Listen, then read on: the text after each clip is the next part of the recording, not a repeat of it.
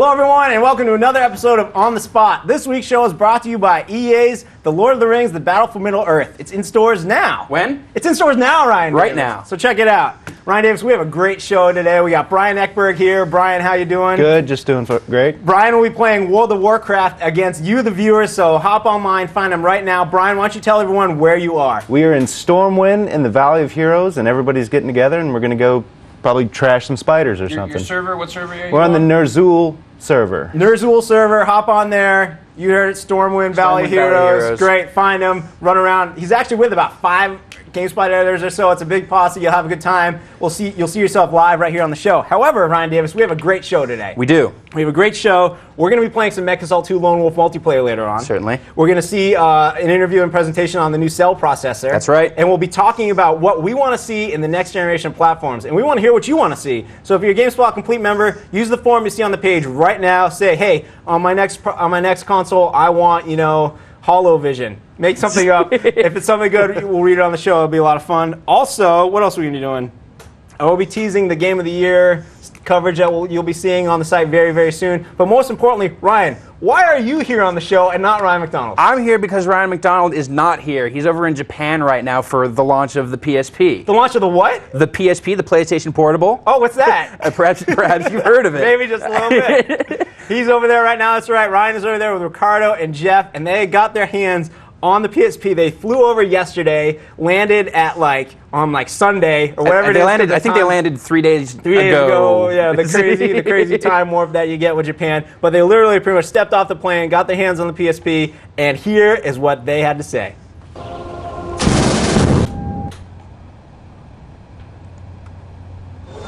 Konnichiwa.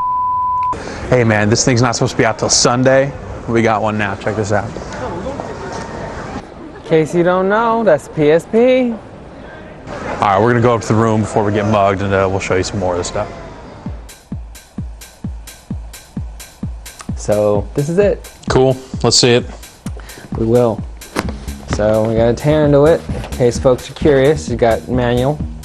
It's in Japanese, so probably not helpful to us. We have a little slipcover case. It's a picture of a horse in here. Yeah, well. You have your really funky white strap. You have the crazy power cord,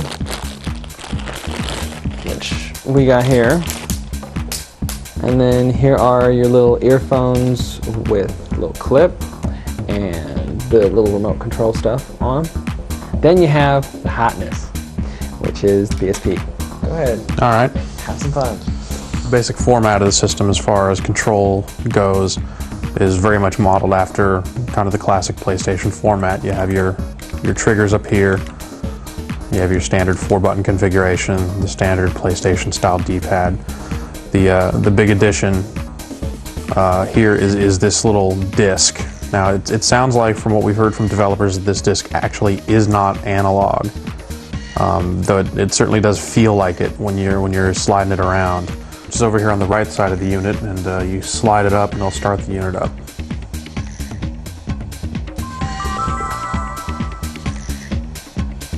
From there it brings you right into the menu, and we already have this switched over to English, but it supports English and Japanese for menus. And you can basically slide around. It's got a few different headings, for photo, music, video. There are no videos. Got a little music on here though.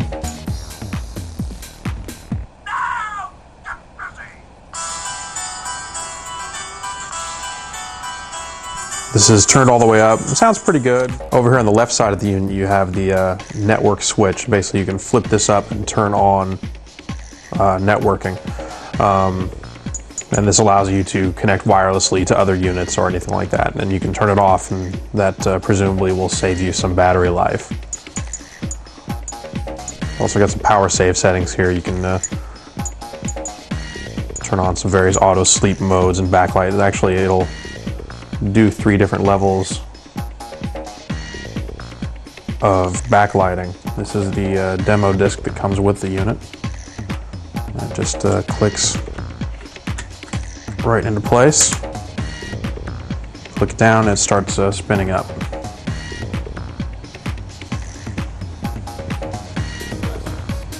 and that gives you a boots right up. And dude. Wow. Dude, that is so cool. Wow. That is amazing. I mean, I'm so jealous. We don't even see the games playing on that thing. I just looking at the hardware itself, it just looks amazing. It's just this little portable piece of candy. It's just the design and all the stuff that's in it. It's crazy. All the memory stick stuff, the networking stuff. I cannot wait to. They're selling it for like $185 in Japan. I've spent within the past week $185 on worst things. Totally worst things. Like you can do a Best Buy binge of DVDs, and like that's half of that right there. But so hold off one of those binges. You're halfway to a PSP. Why do I have Sharky's Machine on DVD? Oh, I could have got a PSP. What we were talking about before the show is that what I never bothered putting together, I guess in my ignorance of all equipment that is Sony, is that the disc, I remember when they first showed us the UMD at E3, right. They held it up there and it was just a little CD. Little disc, yeah. Like, how are they going to expect us to, take care of this little CD? And then obviously I was an idiot and didn't realize that it's just going to be like that mini disc technology where it's in its own casing. Little cartridge, right, although not quite as well protected. However, yeah, talk about that. Basically, it's there is a little gap in the back that, yeah, I mean, that's where it's reading through, and for whatever reason it doesn't have a slide or anything on it, and it seems kind of risky to me. Like, if anything got in there, like getting it out, we'll see. I mean, we haven't had a chance to get hands-on with it, but right. I'm just thinking like being able to take the cartridge apart or something to clean it, because if you get dust or grit in there, I could just see that grinding against the bottom of that disc. But still, that thing looks absolutely amazing. I'm very much impressed with what we're seeing on the PSP so Right now, far. we're watching footage taken from that very PSP earlier this week by our Japanese correspondent. Now, was this on Talkman? I can't hear more on Talkman. Talkman is a game with this bird that teaches Japanese people how to speak English. So yeah, obviously not going to be a U.S. release, but I hope it is. I want to learn how to speak Japanese. If the PSP teaches me how to speak Japanese, I'll say right now I will buy one of them and another one for my girlfriend. Sure, we'll speak Japanese all the time. It'll be great. These games look really good. We're going to have a lot more of this, though, coming up in the next few days. This is just a taste. The PSP doesn't actually technically launch in Japan until it's Sunday, which it's basically, yeah, you can expect to start seeing stuff this weekend from us, just coverage of the games and the launch, and it's going to be, I think it's going to be something real special. We didn't send those 3 editors over there just to grab the PSP from our Japanese correspondent and then head back on the plane. They will be there for the launch. There will be plenty of video, plenty of articles, plenty of coverage of the launch of this amazing piece of portable hardware. And without further ado, let's hear some more from the guys over in Japan.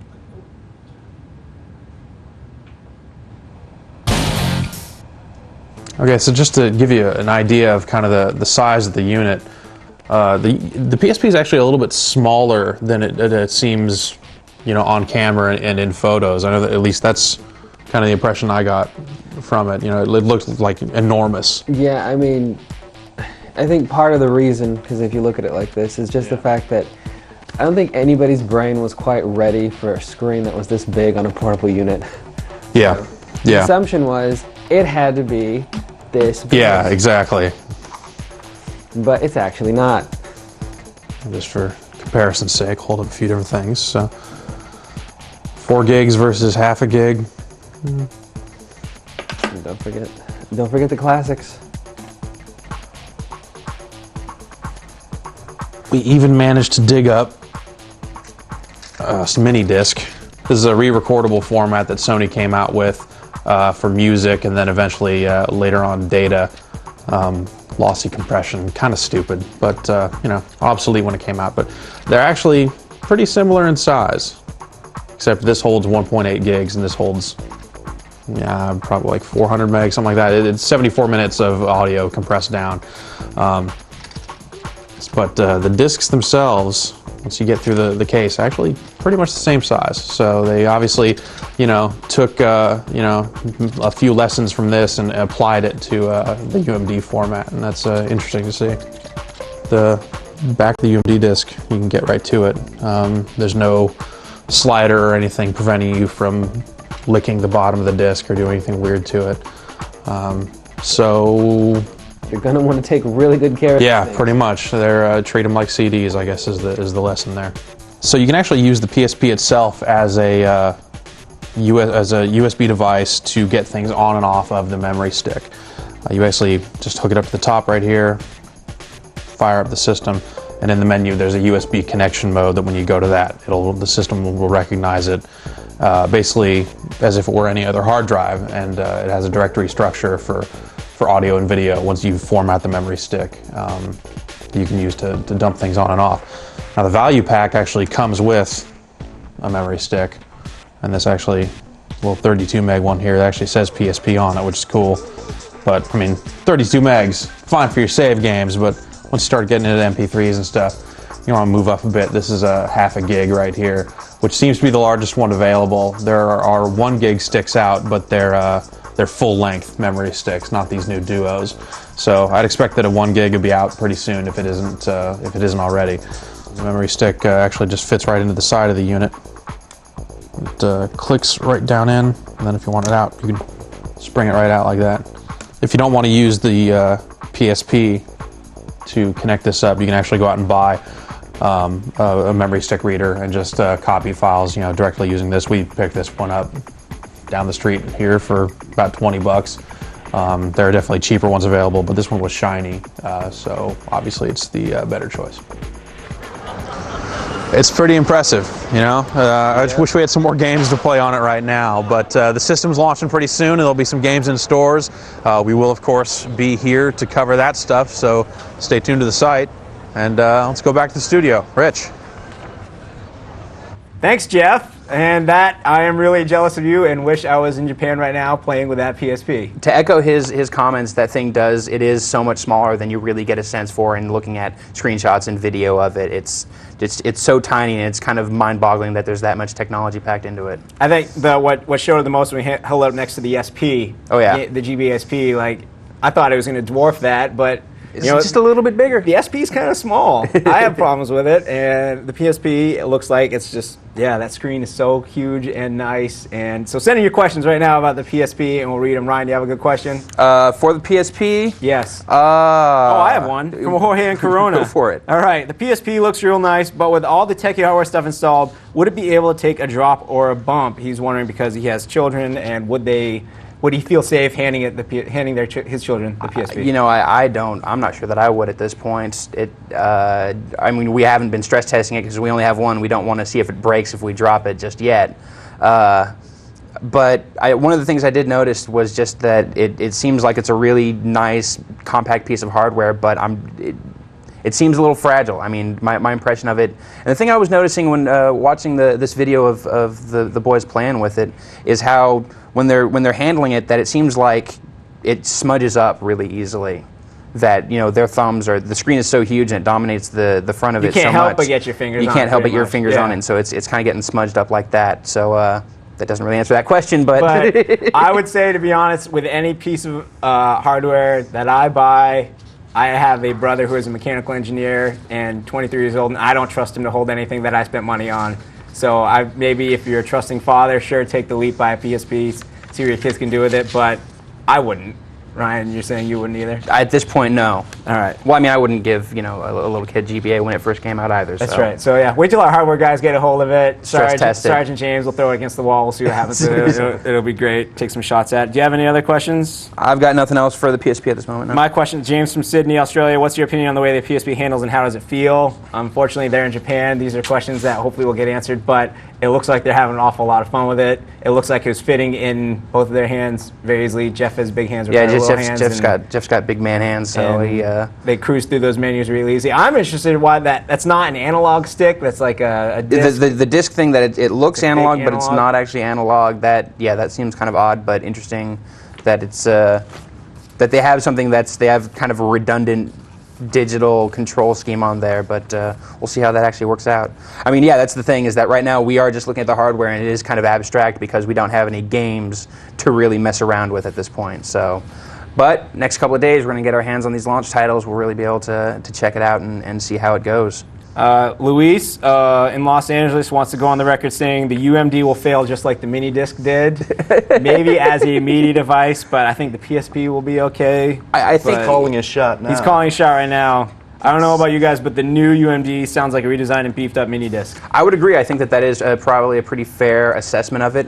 But then again, we haven't heard of any other devices that use the UMD. It's not like they are trying to introduce this as, you know, a new cross-platform standard just yet. If it catches on, maybe. I mean, I think it's going to be, if the PSP does really well and they see that sales of UMD-based like movies or music or whatever, right. if that stuff catches on, then you can be pretty sure that they are going to have to start introducing other devices. If it catches on. Exactly. We'll see. We'll see how the alternate media stuff works for the PSP. Last one before we check in with Brian, Miles from Sweden, who may hold the record as our most frequent submitter of information using the forum you see as a GameSpot Complete member on the page right now where you can send in your questions. He was just wondering, is the PSP going to have different region settings like PAL versus NTSC? Okay, again and again, what we've been told is that for stuff like films and music, that stuff will be region encoded. However, it is kind of up to the developers and the publishers as to whether or not the games themselves will be region encoded. Since it's not out anywhere yet, let alone in multiple regions, we can't really, you know, speak on how that's going to pan out. But you will also notice that the video that we just saw, that the PSP that's being sold in Japan right now can be switched from Japanese to English. Right, so it does have that. So that speaks well, you know, there's hope for all of us, at least those of us who can speak Japanese or English. So we're set. Brian, tell us about World of Warcraft right now. Let's check in. We haven't seen the game in action We're just rolling yet. around with several GameSpot editors around here in Forest Edge, and we have declared war on all level 5 wolves in the area. It is outright war. Taking it to them. That's so right. You're in Elwyn, just outside of Stormwind. That's right. That's right. And we got a lot of, like I said, a lot of GameSpot guys rolling around. I think we've got some readers as well. So we're all just rolling around the countryside and having a good time here. Tell us a little about your character. Oh, this pleases me to be able to talk about Beezle Bubba. Beezle Bubba. Beezle Bubba, my Okay. level 19 dwarf hunter. He's got a little best friend Vernon, who's his bear. And I love the hunter because it's a great class you can solo with, you know, because the hunter's a great solo character, and they work well in groups too. They play well with others. So, having a great time. It seems like a pretty well-rounded character. Speaking of World of Warcraft, I actually have a question from Chad in Elgin, Illinois. Wants to know, in World of Warcraft, is there a significant difference with different classes on different races? To my knowledge, it's pretty much, there are a few race-specific classes, such as the Hunter is one of them. I believe only dwarves and night elves, and I think humans can maybe be. I know that there are limitations on some of the classes. Like Shaman, you can only be like a Tauren or an Undead, I believe. Right. So there are limitations, but from my experience with the game, at least during that, I've had to go cold turkey on the retail, but I spent a lot of time in the beta test, and my experience was that between different races there really was no appreciable difference and so I mean the game balances really well. That's one of the real big strengths of World of Warcraft, is that there are all these different character classes across all these different races, and yet everyone still is pretty much fun and unique in their own way to play, and can still be effective either on their own or in a group. So it's pretty cool. Now, it's not too late to join up with Brian. Brian, can you give some landmarks for people to find you? Or? Yeah, we're right. Let's see. We're just south of Stormwind at Forest Edge. So if you can make your way to Stormwind, we're heading west towards Forest Edge. And on which server are you? We're on Ner'zhul. Cool. And there are all kinds of GameSpot editors on there. It'll be a lot of fun to run around. Ryan, should we take a couple more questions real quick about the PSP? Sure. You got something else? I got 2 or 3 quick questions. Jeffrey in Brussels, can you save information on the UMD? I'm going to say no. I'm going to say no. I don't think it's absolutely not. No, that's why they have the memory stick. They have the memory stick. You can save stuff on there, plug it in your computer just like a USB device, and that's fine. Upload stuff to it, and that's a blast. Great. It seems like you can upload music, video, all sorts of fun stuff. So. The Streets King from New York. The screen is huge, you're right, but it's kind of wide. You think this will affect gameplay. You know what I think it will affect, though? In a good way. In a good way. We're going to get some great widescreen gameplay on there. We'll see some great widescreen movies here on GameSpot. Coming very soon. You may have noticed our Crazy DS, very tall movies, but our wizard in residence, David Toole, has hooked you up, and soon you will see widescreen movies on GameSpot. No more black bars. It'll be great. And the final question, Andrew Fitzpatrick, Winchester, Kentucky. How much will the PSP cost? They have not officially announced the U.S. price point yet, but I'm going to go unofficially and say, here's my theory at least, and this is just kind of going off the head. It's going for $180, $185 in Japan. Classically speaking, Japanese launches are more expensive than their U.S. counterparts. So that bodes well. Yeah. So I mean, if it's 185 in Japan, I see it being lower than that. I see it being either on par or lower. So I mean, you're talking between 150, 200 bucks either way. That is a steal for what you're getting in that device. And it's supposed to be coming out in March-ish. We're going to hear soon more official. We're still waiting for more official price information, more official confirmed solid release date information. But it's that seems to be around the time range. Very cool. So put like $20 in the bank now. Interest rates are so great. You'll have plenty of money. Anyways, so all right. Thanks, Brian. Thanks, everyone, for writing about the PSP. Well, let's move on to the next generation of consoles. I want you to write in right now using the form you see on the page. Tell us what you want to see in the next generation of consoles. But right now, earlier this week, IBM came into the city of San Francisco and talked about their new processor, which we found in the PlayStation 3, the Cell processor. The Cell processor. Yeah, so let's hear what they had to say. So the Cell processor project was actually a very interesting and challenging project. When we set out, we knew that we wanted to achieve new levels of performance, as well as create a processor that was going to be very responsive to people, the human users, and be very responsive to the network. Created a processor that is quite flexible, so it provides a lot of performance for media-rich applications, and it can be used in many different platforms. It has a multi-core design, a lot of computational performance. It has real-time aspects. So the synergistic processors really provide the bulk of the computational performance.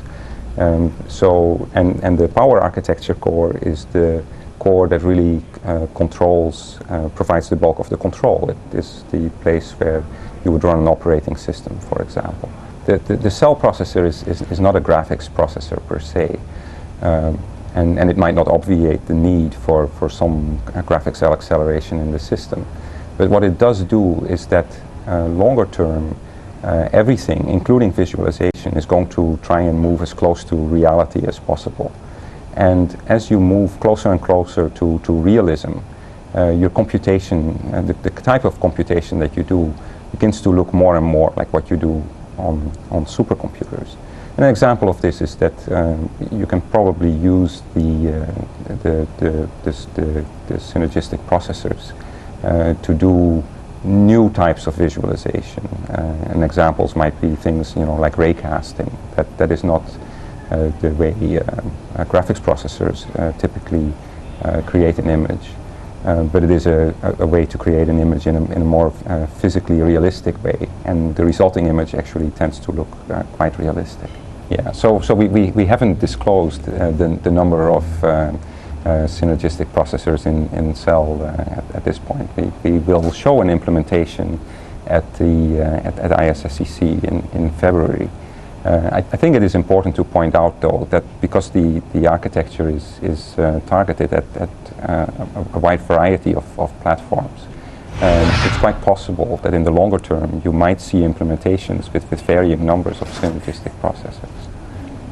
And we are back, and we have a ton of questions. Before we take those, Ryan Davis, I want to talk, and Brian as well, you can join in. I want to talk about the next generation of consoles. Our man Jeff Gerstmann wrote a really nice journal entry recently called Next, if you want to go looking for it, where he talked about some things he just wanted to see standard in upcoming consoles, like 480p support, 5.1 sound, 16.9 perspective ratio, shorter loading times, better custom soundtrack support, online play, voice chat. What do you guys want to see? I'm going to agree with Jeff on all these points. I think that what we are seeing now is we're not going to see, this generation was when online really sort of became significant in the console arena. It doesn't seem like there is any other real core technology that is being introduced in this next generation. What we are seeing, this is the refinement of what's already established. I think that having the online out of the box is going to be real important. I think that Xbox Live has pretty much set the standard for what we're going to want from online in our consoles coming in the future. I think that wireless controllers, I think that stuff like the Wavebird has really set a standard for being able to make the whole system seem less clumsy.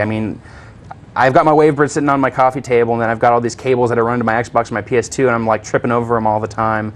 And it's just one of those simple, elegant things that I would love to see just standardized in the next generation. Totally. Brian, you got anything you want to see? Yeah, as far as the online gaming goes, it's to the point now where we're almost it's a shame if a game doesn't have online. Right. It's a new standard. It's just going to have to be a game that doesn't have online capability in the next generation, no matter the genre, is going to be a disappointment. But even just like the online awareness, even stuff where it's Xbox Live, where it's the game itself is a single player game only, but you put the game in and it lets you know. I mean, the idea of the console being online all the time, I think, is going to be real critical in this coming generation. Absolutely. That and the potential that we've seen, although we're not sure what consoles will have hard drives coming up, but like when you see something like the Hurricane Pack being released and the Hurricane Pack 2 for Ninja Gaiden, Right. and that just shows that these games are so great, no one wants to stop playing them, and developers are recognizing that and giving them more content. You can make expansion packs for PC games very easily.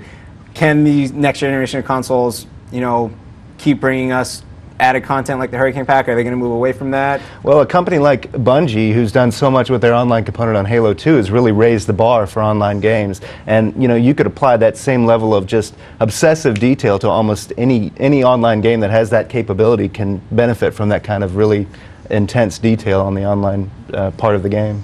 Cool. Now, we asked for your input. We wanted to hear what you had to say, what you want to see in the next generation of consoles. Ryan, you got anything? Our readers think so much more crazy, awesome stuff. And than we do. that's what we've been talking about, little fine tweaks. We're so dry we can't think of anything like Holovision, whatever.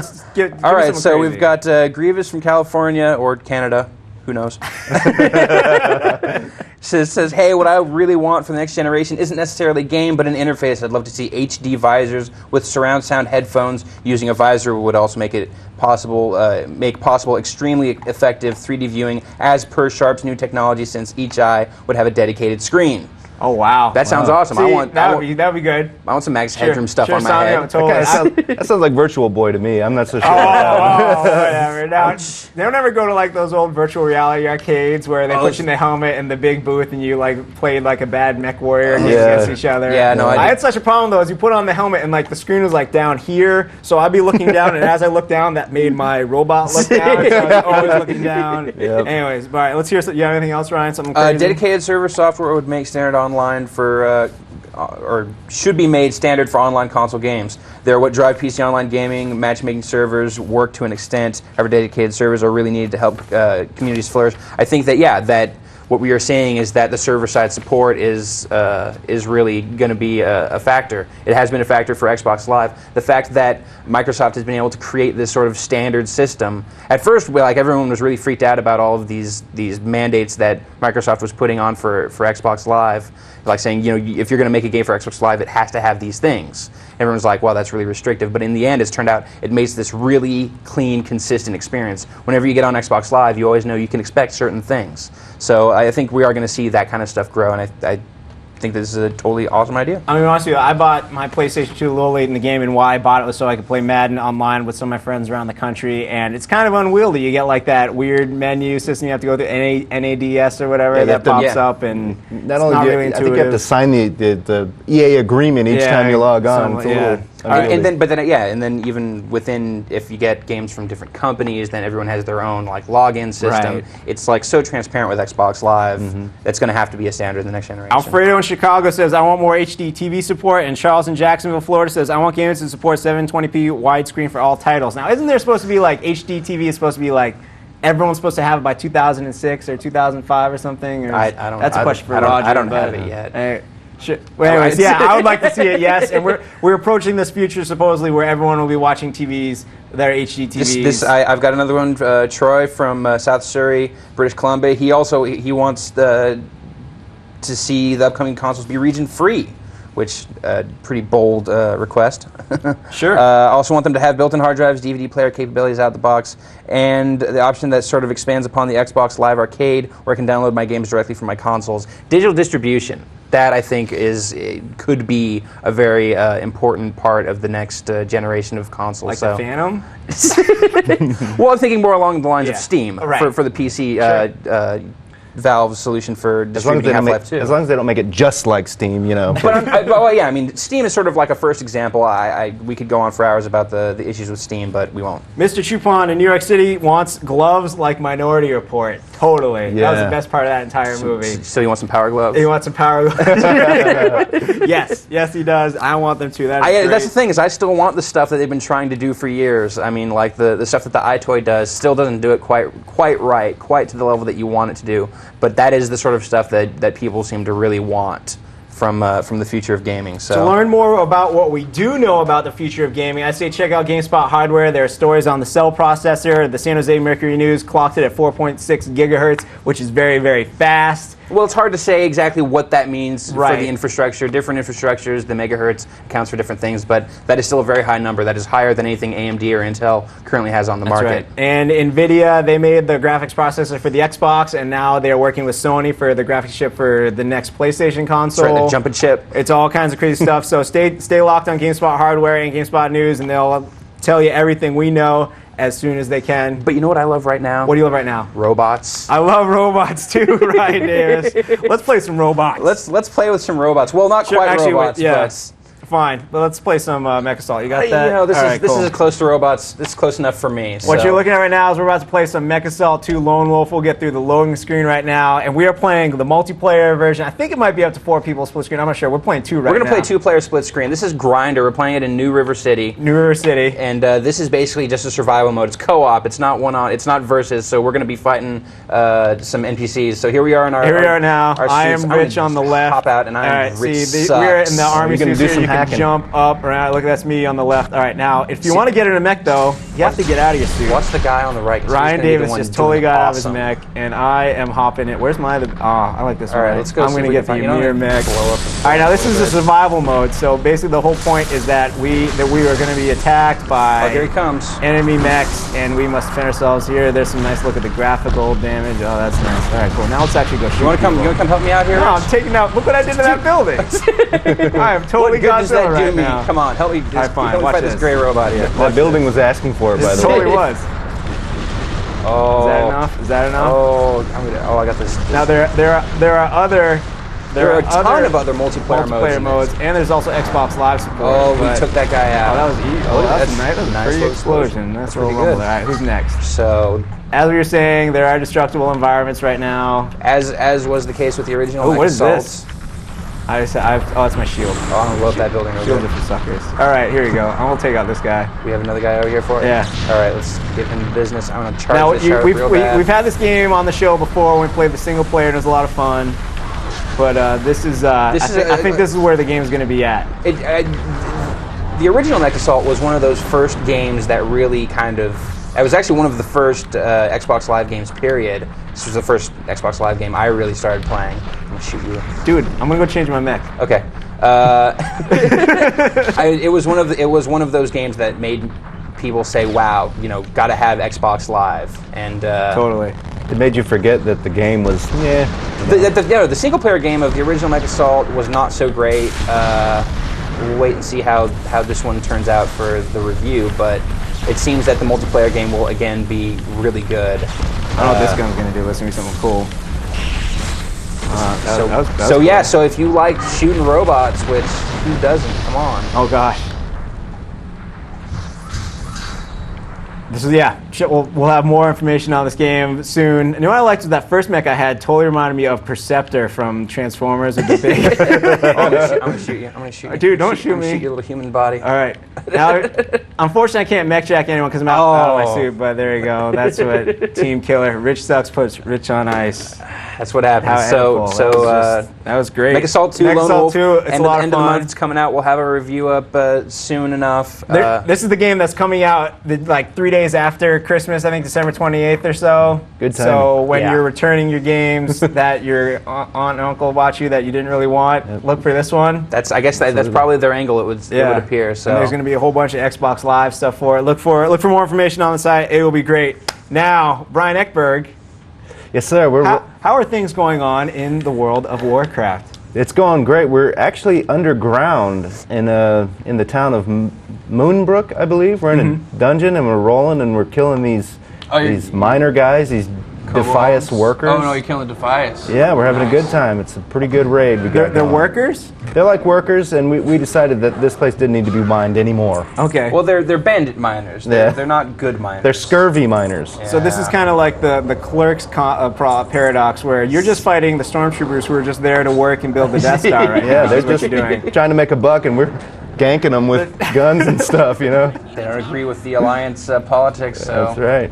History is written by the winners, I guess. Yeah, World of Warcraft. Now, you've been playing this game on the show right now for about half an hour or so. Sure. How much experience have you gained? How many monsters have you killed? What kind of progression have you seen in this half hour of play? Well, I'm level 19 right now, but I was just below halfway to 20, and now I'm just above halfway to 20. Obviously, as you get further along in the game, it's harder to gain it experience. takes a little bit longer to level up. But I've made some good progress here, mainly because I'm letting everyone else do the work, and I'm talking to you guys and reaping the benefits. But you're making you're doing a couple of bars for a half hour's time of play. When you compare to other games of this type, other MMORPGs, making this kind of progress in that much time is pretty good, especially at this level. Yeah, you know, that's the great thing about the game. You can spend 30 minutes with it or 15 minutes with it. You haven't /played yet, have you? No. Let's try it out. Let's see how much time you've put in so far. This might be embarrassing. I'm Let's curious see to here. see, /played. One day, 21 hours, 36, so of solid play time. You've only played this for 2 whole 36 days? minutes, 57 seconds. Almost 2 days And solid. how long have you had this game? I've had it for 2 weeks or so. 2 weeks. So 2 days of the last 2 weeks have been spent playing World of Warcraft. And believe me, my wife knows that. That is impressive. All right, so another thing here, I've got a question from a reader. Do it. Do it. All right. That's what the show's all about. Mark from Denton. He says he read an insider's report, and he puts that in quotes, on the PS3's graphical capabilities, and they used Madden as an example. The insider claimed that Madden will look indistinguishable from real life. How feasible do you guys think this claim is? That sounds like a question for our sports editor, Bryan Sports Ekberg. editor, Bryan Ekberg. I don't know. I mean, you know, I've seen those screenshots, and they look amazing, but, you know, we all see screenshots before a console launches, you know. I have 2 things to say on this. One, they claim that it's going to be lifelike and realistic, photorealistic every generation. Right. This is not a new claim. It certainly is going to look better, but whether it's going to look photorealistic, I have serious doubts. But secondly, the stuff that whenever we see demos of these hardware, the upcoming hardware, before it comes out, it always looks so much better than anything you see when the hardware actually hits. I mean, the stuff that we're seeing on the PS2 now maybe looks about as good as those PS2 demos that were being shown before the PS2 show, came out. Sure. And I think that this is probably going to repeat itself, that the stuff that we're seeing, these stills, and then the video that we first see, I always, recommend people take this stuff with a grain of salt. The first things you see, very conceptual. This is not going to be representative of what the products that originally, first launched with the hardware. So You know what I'm excited to see, What are you to be honest, excited with the next generation of consoles? I'm not excited to see the first games that come out. I'm excited to see the last games that come out. Because here we are, Burnout 3 came out this year, great looking game. Paper Mario, great looking game. When they figure out the tricks to the consoles, Metal Gear Solid 3, and these are the games they release. Sure, when they first get the new toys to make the new games, those will look great. But when they figure everything out, those games are going to be amazing. I tell you, I can't actually believe that we are coming up on a new hardware generation right now. That 2005 is going to be the year of new hardware, and also probably into 2006. But that seems so soon to me, and I really don't. I personally, I could keep playing Xbox games for several more years, and I've heard developers talking and publishers talking that they aren't going to drop their support for the Xbox, PlayStation 2 the way that they did, like the PlayStation in the last generation. Right. So it's yeah. Cool. That's great. Now, we have one last segment for you here on the show. We've been talking about some great games today, and there's been a lot of talk about great games going around the office because internally there have been many, many debates over the upcoming Game of the Year awards, which will be coming out on the site soon this month. That's right. Over the break, we're going to have the Game of the Year. You called the break. They don't know when we go on break. That's going to be like the last 2 weeks of the month or Their so. break. Yeah, Well, their break. that's right, yeah. When you go Everyone home deserves to a little the time off at the end of the year. And this year, 2004, has been an amazing year for games. There have been great games across the board. I honestly cannot recall another year with so many just top shelf games coming out. There's never, I mean, in my years working in this business, that there's never been just the quantity and the quality has never been this high. Like it seems like you can like pick a genre and a platform, and there's just a ton of great games right there in that niche for you that you can just argue about back and forth all day. Correct? That's absolutely, and one of the big ones was the PC shooter this year. That's right. PC action games, huge, huge, huge. And just so you remember, here is a little segment with various GameSpot editors talking about 4 great action games for the PC. Check it out. Far Cry, it kind of took people a little bit by surprise. Towards the end of its development cycle, people are starting to pay a lot more attention because, the graphics engine in that game is just amazing. You get up on a hill, you're on these tropical islands, you get up on a hill, you can literally see for what seems like miles. Far Cry's cool, man. It's a hero with a Hawaiian shirt shooting genetic experiments, man. Bad guy named Krieger. That's awesome, man. What more do you want? Doom 3 is technically stunning. I still think it's the best looking game out there, period. Doom 3, once again proves that id Software is totally at the top of its game as far as just making your computer do completely insane stuff in terms of graphics.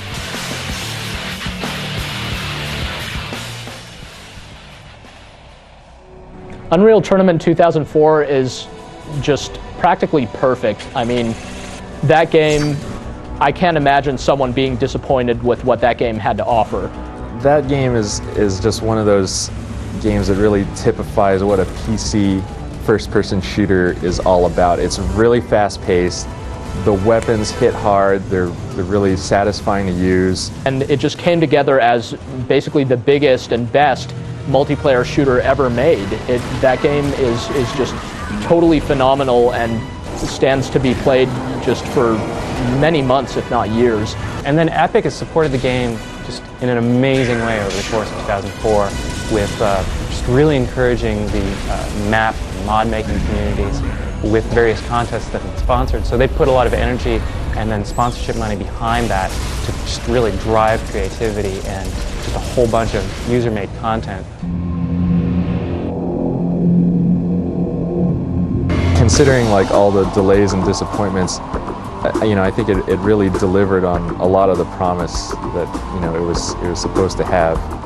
Well, Half-Life was one of the greatest games I've ever played. Half-Life 2, it's a very faithful follow-up. It's technically amazing too. Probably, in my opinion, the best-looking game of the year. It's kind of a cross between George Orwell's 1984 and War of the Worlds. So it really has its own kind of unique flair to it, and it's really creepy and really cool, both at the same time right from the start. So yeah, the first half hour of that game is just totally amazing, and it kind of turns into a first-person shooter after that, but the whole time you feel kind of really impressed by just the detail in the surroundings and what's going on in this crazy world, and you just want to know more about what's really happening here. There are just so many mysteries in the game.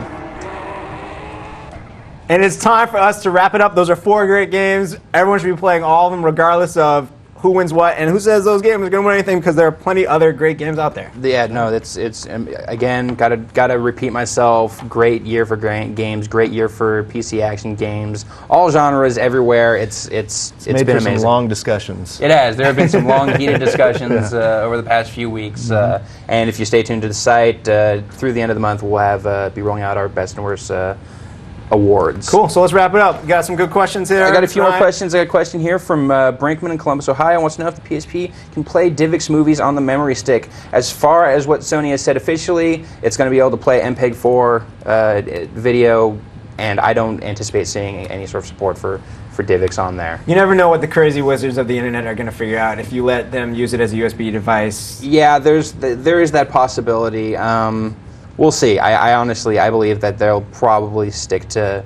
I mean, it was a coup when they announced that it would support MP3 formatted music and not just their own 8-track weird funky stuff. So Matthew Miles, Woodbridge, Virginia says, I would like to see that myself be put in the game, and I think that is a great idea. We saw a little bit with Tony Hawk's Underground where you could get your picture, face mapping, all that's kind of cool. The iToy, we're seeing a lot more interaction between users and the games. Wouldn't that be great if finally for a Madden game or for any sports game in general, Brian, that you would be able to actually create yourself and your friends in the game without just, like, oh, Brian has brown eyes, so my cornerback has brown eyes and I'll name him Brian. It's like the first thing I do when I get an NBA game is I create all my friends and put us on the like at Hawks or something, and there's some games that get pretty darn complex with their create a player character, like Tiger Woods. Tiger Woods. But that would be great. That's a really attractive thing to me. I love to think that I could actually roll with like LeBron and those guys, even though there's no possible way that could ever happen. Well, right. Scott W. in Pittsburgh, for what he wants out of next generation hardware, wants to be able to rent games via the interweb. Totally. I think that being able to download and try out your software before you actually pay for it is a great idea, or just time-limited access to the games would be fantastic. Wireless controllers should also be standard. With you, Scott. Totally. And that is another PC innovation right there, being able to try out games, demos over the internet and everything, and just bringing that to consoles, it sounds like. Take the best parts. Yeah, why not? Let's see. Michael Marcinko of Warren, Ohio, has a question about Fight Night, the next Fight Night game. Ryan McDonald is our in-house boxing expert, so you come back next week. I'm sure Ryan will have plenty to say. Fight Night Round 2 is the working title right now. That just got announced for the first time. And come back next week, and you'll hear all about Fight Night Round 2, as well as the PSP, because they'll be back. We'll have it. They'll bring it back. We'll have it. And I'm totally going to the airport. We'll have our banner waiting for them. Totally. Welcome home, PSP. That would be great. Now, finally, we're wrapping up the show. We're going to give away some good stuff. Before we do, last week we were awarding 1 million copies of TAC 2 and The Incredibles. We'll be announcing the winners next week on the show, or you'll just be getting the mail before we do. But what I can tell you is the winner of the Grand Theft Auto BMX bike. The question was, later in the game, James Woods' character needs you to steal something. The answer was, we got a lot of answers that were correct, but they didn't get the name right. The name was the Hydra. It's a Harrier jet. Sorry, I ruined it for you. Whatever. But Andrew Sable of North Royalton, Ohio, you won yourself a bike, Andrew, and it will be coming your way very soon. Now, this week, we have the giveaway, and I'm sure we'll get some nice glare off these. I have right here the official movie poster for Star Wars Episode 3. The teaser. This is he's got a scar, so you can tell he's hard. Oh look, and there's Darth Vader's face and his cape right there, and you can tell it's a real movie poster because it's reversed on the back, so you can shine light through it like a real movie poster. Yes, helmet. Two-sided. Now, what poster I like better though is the one you have right We've there. got this one here. It's the Lego Star Wars poster, which looks totally excellent. This game looks really cool. This is one of the coolest looking Star Wars games coming out for a while. So. And I'm going to give these away right now. Now, we had Star Wars questions on the show before when we gave away Star Wars Battlefront. And I was very upset at how several of you answered these questions. So if you want these two posters, I want you in the forum right now. Someone keeps asking, Ask GameSpot. Yes, the forum you see, the GameSpot Complete, where it says submit your question. Put your full name, your full mailing address, and I want you to type the following phrase. Han shot first. Put that in there. The first person to do so successfully won themselves an official Episode 3 poster and the Lego Star Wars poster. We'll send them right off to you. It'll be a good time.